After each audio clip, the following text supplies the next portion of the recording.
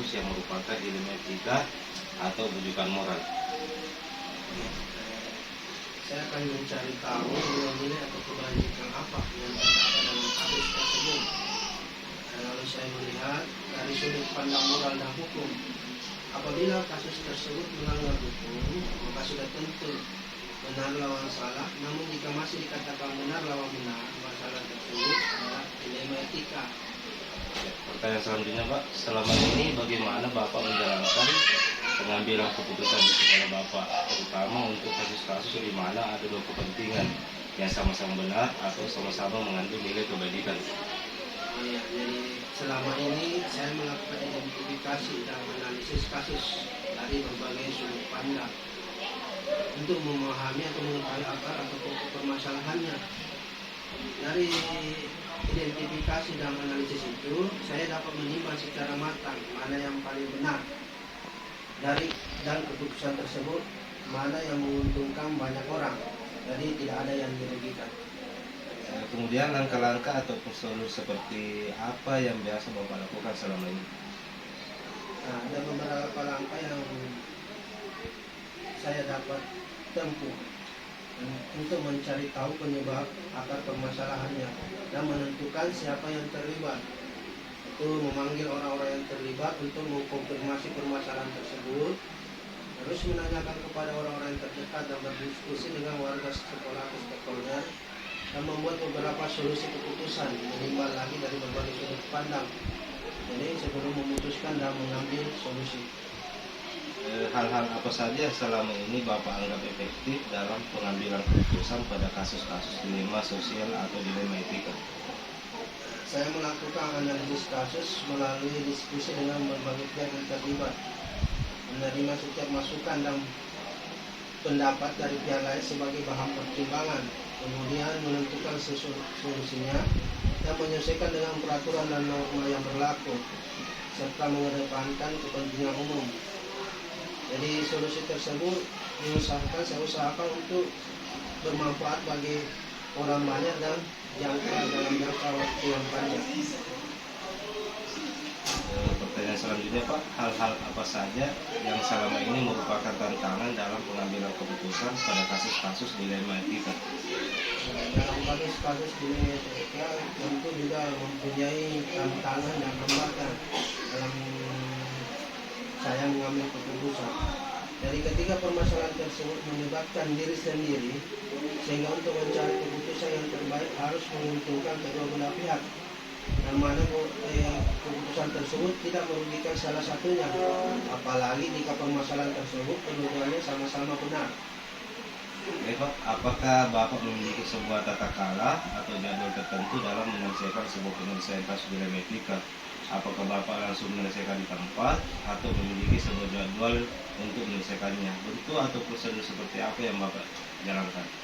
Untuk memutuskan masalah tersebut ringan, biasanya saya bisa langsung memutuskan jika masalahnya itu ringan.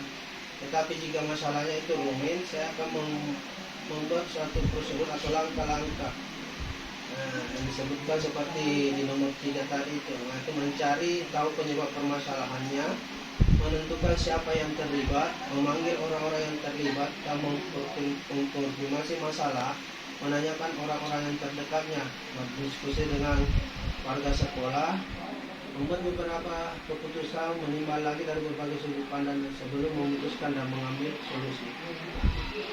Adakah seseorang atau faktor-faktor yang selama ini mempermudah atau membantu Bapak dalam mengambil keputusan dalam kasus-kasus dilema etika?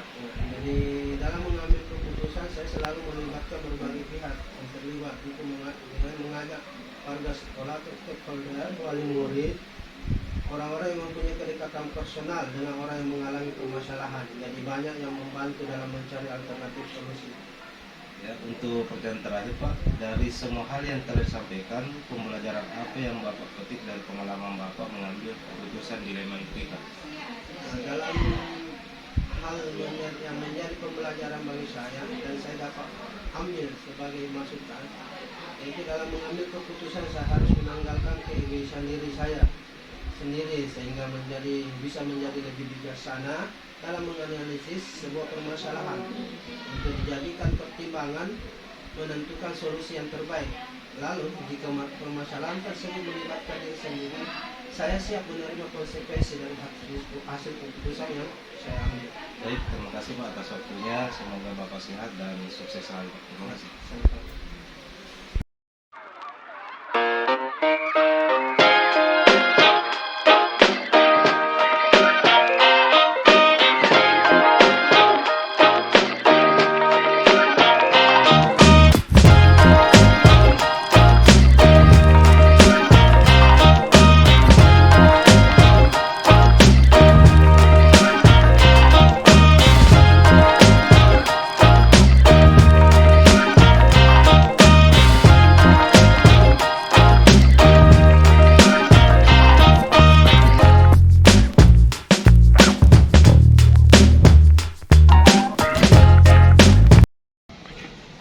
Assalamualaikum warahmatullahi wabarakatuh. Selamat pagi Ibu. Waalaikumsalam warahmatullahi wabarakatuh. Selamat pagi Pak. Pagi. Saya berencana ingin mewawancarai Ibu terkait dengan pengambilan keputusan terkait dilema etika. Nah, mungkin Ibu bisa memperkenalkan diri. Kami persilakan. Ya, baik Pak. Terima kasih. Assalamualaikum warahmatullahi wabarakatuh. Nama saya Suciani. Saya ditugaskan sebagai PLH di UPT SPF SDN 67 Rapokaling, Kecamatan Talo, Kabupaten Siak. Baik, Ibu Suci, saya ingin mewawancarai Ibu. Ya Pak. Pertanyaan pertama itu, bagaimana selama ini Ibu mengidentifikasi kasus-kasus yang merupakan dilema etika atau rujukan moral? Baik. Saya sebelum memutuskan segala sesuatunya tentunya mengetahui dulu apa akar permasalahan dari masalah tersebut, sehingga ketika saya sebagai pemangku kebijakan di sekolah ini bisa menemukan solusi ataupun keputusan yang terbaik untuk suatu masalah yang ada di sekolah saya. Baik, selama ini bagaimana Ibu menjalankan keputusan dalam pengambilan di sekolah Ibu, terutama untuk kasus-kasus di mana ada dua kepentingan, apakah itu yang sama-sama benar ataukah sama-sama mengandung nilai kebajikan? Ya, kalau kepentingannya sama-sama benar, yang pertama mungkin saya lihat itu apakah kepentingan itu untuk pribadi ataukah golongan, seperti itu. Jadi melihat dulu dari mana kepentingan tersebut. Jika kepentingannya untuk pribadi berarti dikesampingkan dulu. Tentunya saya lebih memilih kepentingan itu untuk golongan atau untuk orang banyak di sekolah saya. Baik, jawaban yang bagus sekali Bu ya. Untuk pertanyaan ketiga selanjutnya Ibu, langkah-langkah atau prosedur seperti apa yang Ibu biasa lakukan selama ini? Tentunya kalau ada sesuatu yang terjadi, tentunya tidak langsung memberikan keputusan, tentunya mencari tahu dulu apa akar permasalahannya, mendengarkan tidak hanya dari satu belah pihak, tetapi semua yang terlibat dalam permasalahan tersebut atau kejadian tersebut, sehingga ketika saya sebagai pimpinan di sekolah ini mengambil keputusan, tentunya menghasilkan yang terbaik. Kemudian langkah-langkah atau prosedur seperti apa yang biasa Ibu lakukan selama ini? Setiap permasalahan tentunya kita melihat dulu akar permasalahan seperti yang saya sampaikan tadi Pak. Kemudian bertanya kepada pihak-pihak yang terkait apa sih yang sebenarnya terjadi, sehingga dalam mengambil keputusan itu tidak salah Pak. Pertanyaan selanjutnya Bu ya, hal-hal apa saja yang selama ini merupakan tantangan dalam pengambilan keputusan pada kasus-kasus dilema etika? Kalau yang menjadi kendala ya Pak Ya. dalam pengambilan keputusan itu tapi sejauh ini dalam mengambil keputusan itu tidak menjadi suatu kendala Pak, karena tadi sudah saya bahasakan bahwa ketika mengambil keputusan itu tentunya mencari dulu akar permasalahannya, kemudian bertanya atau berdiskusi bersama teman-teman rekan guru yang terlibat dalam masalah tersebut, sehingga kalau menjadi suatu kendala bagi saya dalam mengambil keputusan itu saya rasa tidak. Baik. Apakah Ibu memiliki sebuah tata kelola atau jadwal tertentu dalam sebuah penyelesaian kasus dilema etika? Apakah Ibu langsung menyelesaikan di tempat atau memiliki sebuah jadwal untuk menyelesaikannya? Dan bentuk prosedur apa yang Ibu laksanakan pada waktu itu?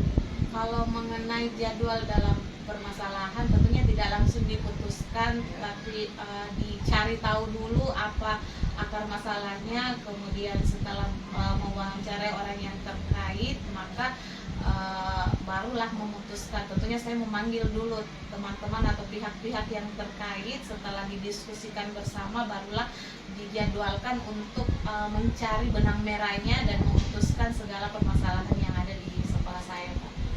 Baik. Adakah seseorang atau faktor-faktor yang selama ini membantu Ibu dalam menyelesaikan atau membantu untuk mengambil keputusan? Baik, kalau di sekolah saya itu Pak, kalau membantu itu saya utamakan guru-guru yang senior di sini yang memiliki pengalaman yang lebih di sekolah ini, karena kebetulan saya juga menjabat PLH di sini orang baru Pak. Tentunya komunikasi yang intens itu bagi guru-guru senior di sini yang membantu saya untuk memecahkan terkait kondisi-kondisi yang ada di sekolah saya. Pertanyaan terakhir Bu ya. Iya. Dari semua yang Ibu kontarkan semua yang tadi, apa yang menjadi dampak positif atau pembelajaran yang Ibu dapat petik dari pengambilan keputusan di Lematika ini? Iya, yang saya dapatkan itu yang positifnya itu bahwa pada saat kita mengambil keputusan itu tidak usah terburu-buru, pokoknya kita tenangkan dulu apa yang perlu kita bicarakan bersama, kemudian pengambilan keputusan itu juga berdasarkan kepentingan golongan dan diputuskan secara bersama-sama sehingga tidak ada satu pihak pun yang dirugikan seperti itu. Baik, terima kasih Bu atas kesempatannya. Semoga Ibu sehat dan Amin. sukses selalu. Terima kasih Bu atas Sukses juga buat Bapak.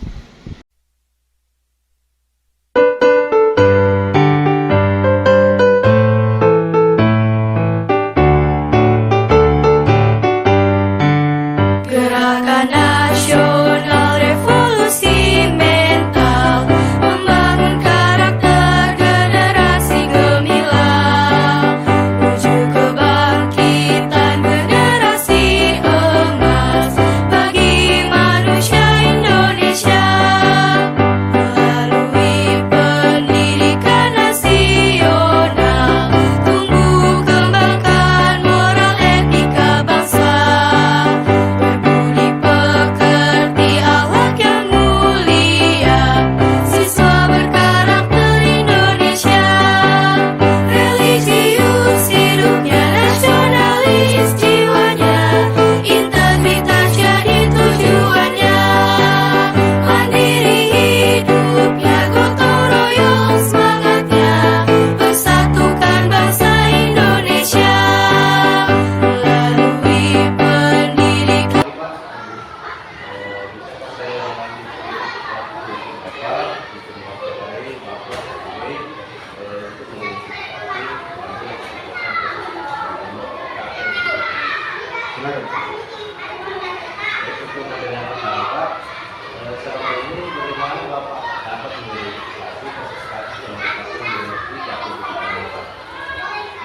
Tentunya saya melihat dari sisi moral dan hukum bahwa kasus dilema etika atau benar melawan benar merupakan situasi yang sulit. Harus dengan pertimbangan matang dalam menentukan keputusan untuk hal tersebut, sebab keduanya adalah benar secara moral, akan tetapi bertentangan. Nah, sedangkan etika moral atau benar melawan salah itu merupakan suatu keadaan di mana harus mengambil keputusan antara benar dan salah. Selama ini bagaimana Bapak menjelaskan keputusan pengambilan keputusan kami untuk dimana ada dua kepentingan yang sama-sama benar atau sama-sama mengambil nilai kepentingan? Ya, sebelum keputusan itu diambil dalam kasus dilema, saya harus menimbang dan melakukan tahapan seperti mencari fakta, melihat siapa yang terlibat, menganalisis benar atau salah, membuat berbagai alternatif solusi, membuat sebuah keputusan, merefleksikannya, dan keputusan untuk menentukan banyak pihak. Rata-rata langkah solusi seperti apa yang biasa dilakukan? Langkah-langkah yang dilakukan pertama mengumpulkan berbagai faktor fakta yang terjadi. Kemudian saya meminta informasi kepada pihak yang terlibat di dalamnya, menganalisis benar dan salah, membuat alternatif solusi, meminta pertimbangan akan sejawat, membuat keputusan dan terakhir itu merumuskan. Apa saja yang selama ini merupakan kesalahan dalam pengambilan Tantangan dalam pengambilan keputusan dilema etika ialah masalah dalam proses ini memiliki nilai kebenaran yang atau kepentingan bersama. Akan tetapi harus ada yang diprioritaskan. Selain itu, dampak terhadap orang banyak dan harus mampu menghilangkan rasa ketidakberpihakan pada salah satunya karena keduanya itu benar. Apakah Bapak memiliki katakanlah jadwal tertentu dalam menyelesaikan kasus dilema etika? Apakah Bapak langsung menyelesaikan cepat atau memiliki jadwal untuk menyelesaikannya? Bentuk atau solusi seperti apa yang Bapak Dalam pengambilan keputusan, dilema etika harus berdasarkan tahapan seperti analisis masalah, pertimbangan yang matang, dan tergantung masalahnya. Kalau masalahnya benar, maka saya harus putuskan dengan tidak memperhatikan aturan prosedur dan prosedur yang mengambil dalam mengambil keputusan. Apakah seseorang atau selama ini membuat membantu Bapak dalam pengambilan keputusan dalam dilema etika? Hal yang mendukung pengambilan keputusan dilema etika adalah sikap peduli, terbuka, dan melibatkan teman sejawat dan warga sekolah agar tidak keliru dalam pengambilan keputusan.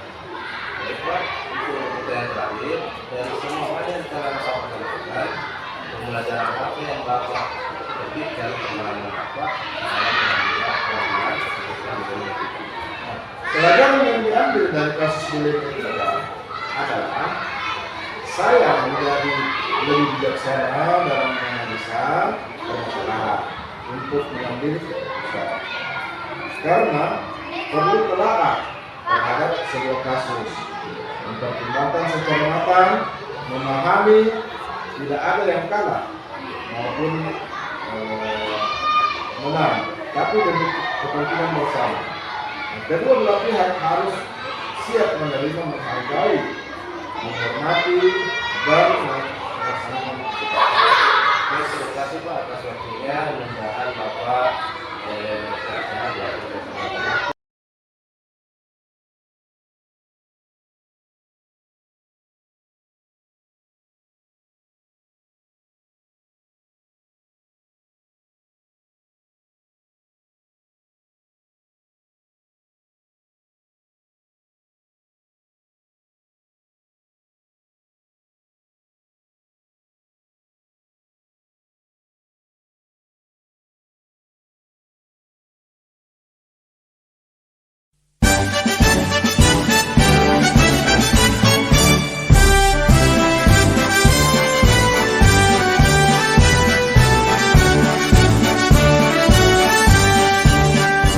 Bulatkan tekad kuatkan hati, negeri ini memanggilmu kawan. Belajar bergerak berbagi untuk negeri, guru penggerak majukan pendidikan. Guru penggerak menghamba pada murid, kreatif rancang pembelajaran. Hargai potensi, tingkatkan prestasi, lahirkan profil pelajar Pancasila.